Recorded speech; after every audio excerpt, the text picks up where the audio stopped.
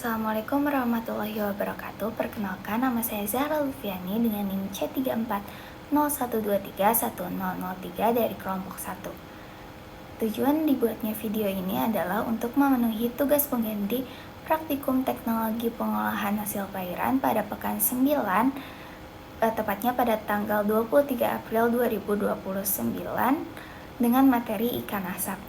Dengan asisten meja yaitu Kak Kori Jihan Atika dengan NIM C3401221013,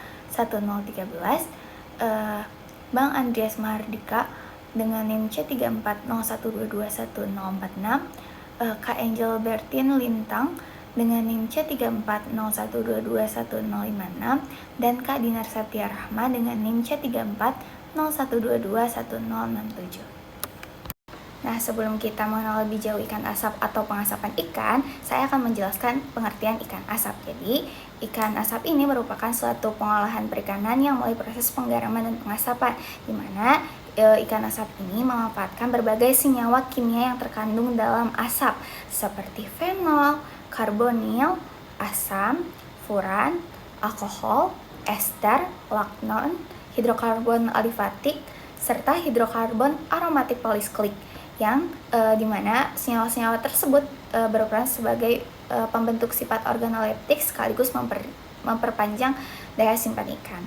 Nah, salah satu jenis ikan yang biasanya digunakan sebagai ikan asap itu adalah ikan kembung. Ikan kembung ini merupakan salah satu jenis ikan laut yang banyak sekali digemari oleh masyarakat Indonesia karena ikan tersebut mudah ditemukan di pasaran dengan harga yang relatif terjangkau, serta memiliki karakteristik sensorik yang enak, lezat, dan gurih.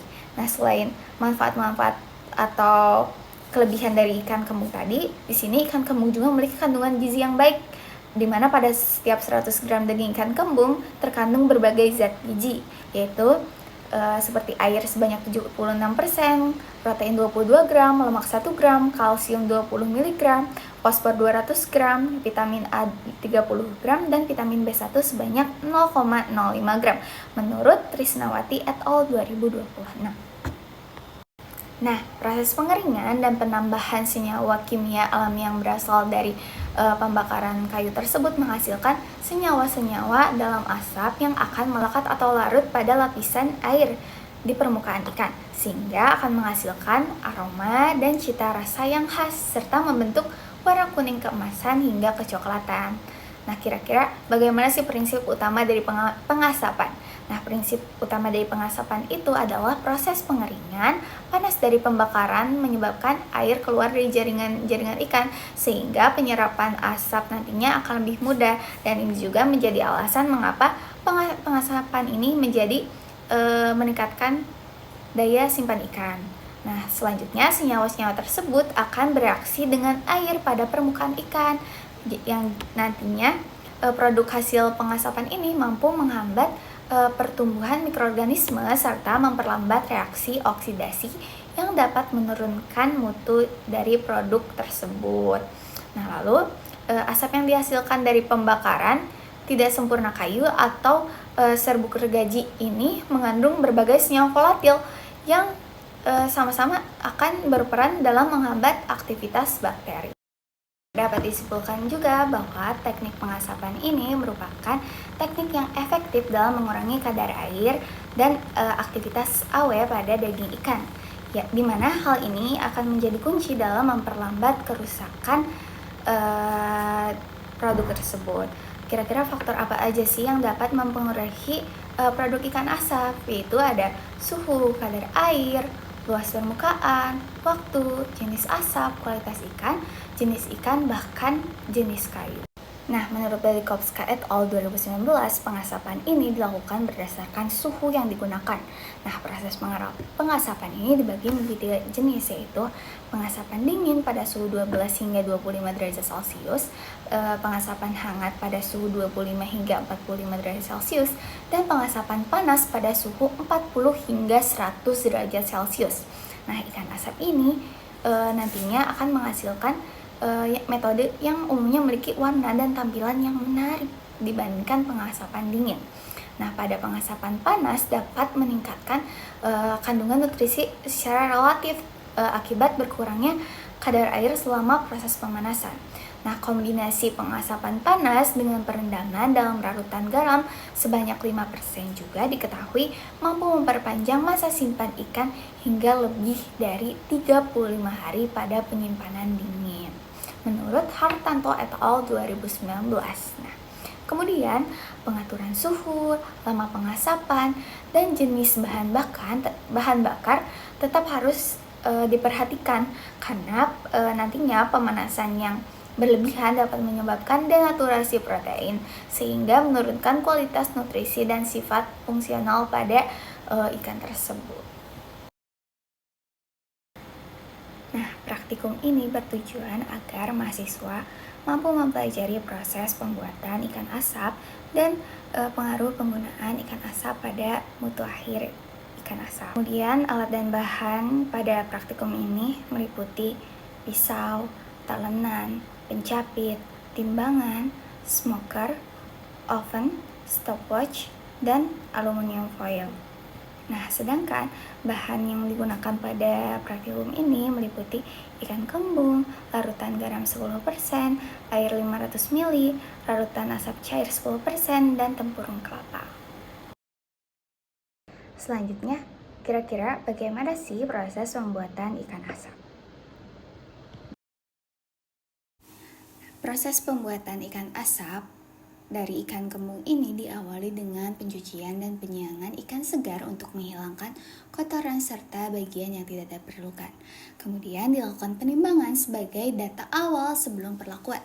Lalu ikan direndam dalam larutan garam 10% selama 30 menit dengan komposisi 500 gram garam dan 500 ml air untuk meningkatkan cita rasa serta membantu proses pengawetan melalui penarikan air dari jaringan.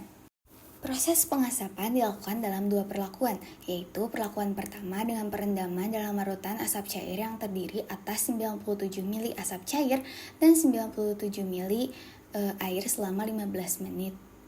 Kemudian dilanjutkan dengan pengovenan selama 3 jam.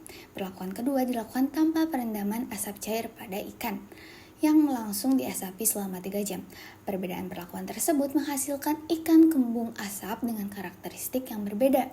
Produk akhir kemudian dianalisis melalui pengukuran bobot penyusutan, uji sensori, uji aktivitas air, dan uji warna untuk mengetahui kualitas serta tingkat penerimaan produk. Praktikum ini menerapkan beberapa metode analisis untuk mengevaluasi mutu ikan asap yang dihasilkan. Metode yang digunakan meliputi pengukuran bobot penyusutan, uji sensori, uji aktivitas air, dan uji warna sebagai parameter penilaian. Pengukuran bobot penyusutan bertujuan untuk mengkaji perubahan massa yang terjadi selama proses pengolahan, khususnya akibat kehilangan air dan komponen volatil selama pengasapan. Uji sensori dilakukan untuk menilai karakteristik organoleptik produk yang mencakup aroma, rasa, tekstur, kenampakan, serta indikasi kerusakan seperti keberadaan jamur dan lendir. Kemudian, uji aktivitas air digunakan untuk mengevaluasi daya simpan dan uji warna untuk memastikan kualitas produk. Pertama, pada bobot penyusutan, presentasi bobot penyusutan ikan asap dihitung dengan membandingkan massa ikan sebelum dan sesudah proses pengasapan. Kemudian dinyatakan dalam bentuk persentase kehilangan massa. Pengukuran dilakukan dengan menggunakan timbangan digital presisi pada kondisi sebelum dan setelah pengasapan untuk memperoleh data yang akurat. Analisis ini digunakan untuk mengevaluasi efisiensi proses pengasapan serta mengetahui besarnya kehilangan komponen seperti air, lemak, dan senyawa volatil selama pemanasan. Nah, rumus yang digunakan untuk bobot penyusutan ini adalah persen bobot penyusutan sama dengan bobot awal ikan segar dikurangi bobot ikan asap dibagi bobot awal ikan segar dikali 100. Kemudian pada uji sensori atau uji hedonik Ini merupakan metode pengujian sensori yang digunakan untuk mengetahui tingkat kesukaan panelis terhadap suatu produk berdasarkan perspektif subjektif, apakah produk tersebut disukai atau tidak disukai. Nah, penilaian pada praktikum ini dilakukan oleh panelis tidak terlatih yang mengacu pada SNI 2725/2013 tentang ikan asap dengan 6 parameter utama, yaitu penampakan, bau, rasa, tekstur, keberadaan jamur, dan jumlah lendir. Nah, pengujian dilaksanakan secara daring menggunakan Google Form untuk menilai parameter pada 2 perlakuan yang berbeda. Yang nantinya data yang diperoleh kemudian dianalisis menggunakan perangkat lunak IBM SPSS Statistik 26 guna mengetahui pengaruh perlakuan terhadap tingkat penerimaan produk. Nah, kemudian uji selanjutnya adalah uji aktivitas air, di mana uji aktivitas air ini digunakan untuk melihat pertumbuhan mikroba dan reaksi kimia umumnya yang terhambat pada tingkat aktivitas air yang lebih rendah. Nah, caranya adalah sampel ikan asap sebanyak kurang lebih 10 gram dimasukkan ke dalam wadah, khususnya sampel cup, pada alat tanpa adanya rongga udara yang berlebih. Nah, selanjutnya sampel ditempatkan dalam ruang pengukuran AW-meter dan dibiarkan hingga tercapai kondisi kesetimbangan antara uap air dalam sampel dan lingkungan dalam alat. Kemudian setelah proses stabilisasi selesai, nilai AW ini akan terbaca secara otomatis pada layar.